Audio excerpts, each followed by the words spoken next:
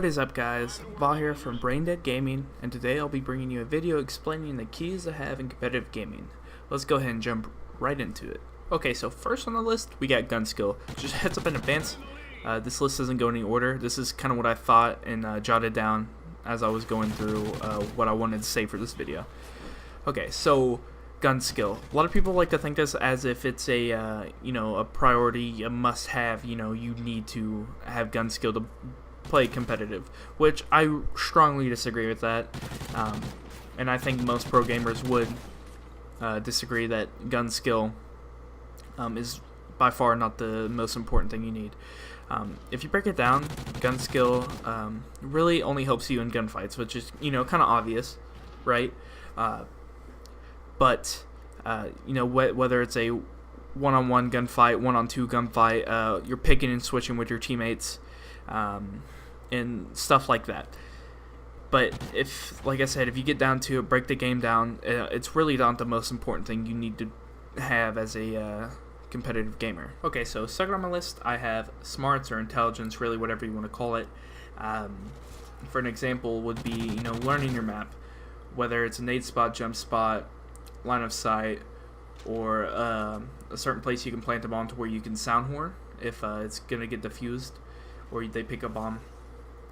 But just for a situation, for what smarts can play into, you got, say, round count 5-5. You are on offense, you plant a bomb, and it's S&D. You gotta think. You gotta either outsmart your opponent, do something completely ridiculous, but you have to have logic on what you do. Whether you're gonna camp in a corner, camp in a certain spot, like watch a bomb from a distance, set in a corner, sound horror, be in a line of sight, be in a certain spot where you can nade the bomb. So you gotta play it through your head, but you gotta do this fast, because if you overthink something, you lose pretty much. You overthink, you wasted too much time, and you lose. It's pretty much kind of like a life cycle for being in that kind of situation. Okay, so third on my list, I have communication. Communication is another really big one next to smarts. This is key to win games, right? You got to have communication to win games, whether it's S&D, domination, blitz, hardpoint, whatever you guys play, CTF, whatever. You need this to win games. You can't go into a match, say a scrim, a tournament, a game battles match, UMG match, whatever, without communication. You do that and you pretty much will lose, unless if you're doing singles, which that's kind of irrelevant. But communication is this really key to what to winning and being in competitive. Like I said, if you don't have that, you pretty much lost. Okay, fourth on my list, I have clutch.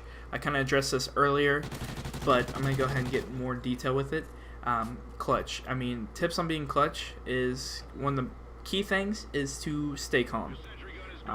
Not to work yourself up, not to be nervous. Is you just need to focus up on what you're gonna do, what you need to do, whether you just need to play for kills, whether you need to keep someone off the position,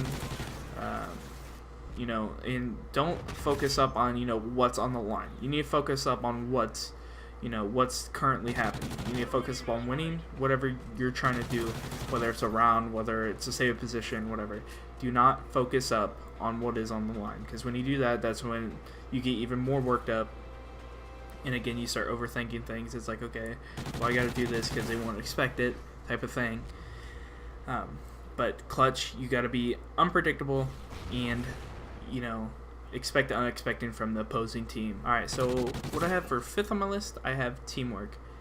This is another really big thing you really want to have, is to be able to work with a team that you're comfortable with, that you like playing with, that you enjoy playing with, and that you all have the same drive. You guys gotta work together. You guys gotta learn each other pretty much. You gotta learn positioning on the map of your teammates and what they play, like what position they play, whether it's a slayer, objective player, support player, who carries bomb, or who's going to be capping the home flag, or who's going to be trying to play that defensive role, and setting up picks and switches. to, you know, pick off the opposing team. Okay, so that's pretty much it for the keys I have for this video. I did want to address another tip. This is mainly for like finding a team or teaming with people. Okay, so keys, you know, to have when you're trying to find a team or you're going to create a team is you want to have, you know, you want to play with people that you enjoy playing with, right?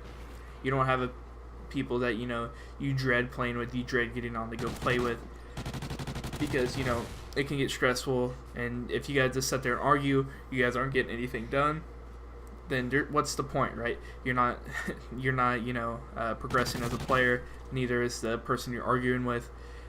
So main thing is you want to find people that you will, you know, mesh well with, you know, get along with, you know, be friends, but don't make it too personal with the team, because when that happens, you know, someone leaves, then the team kind of crumbles, type of thing.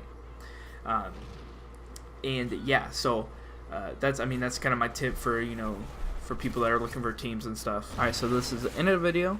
Feel free to leave a like, favorite, and subscribe.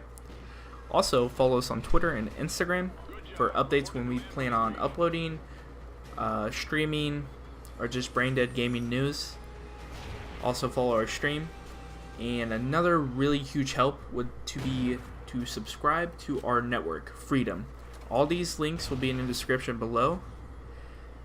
And as always, guys, I'll see you guys later. Peace.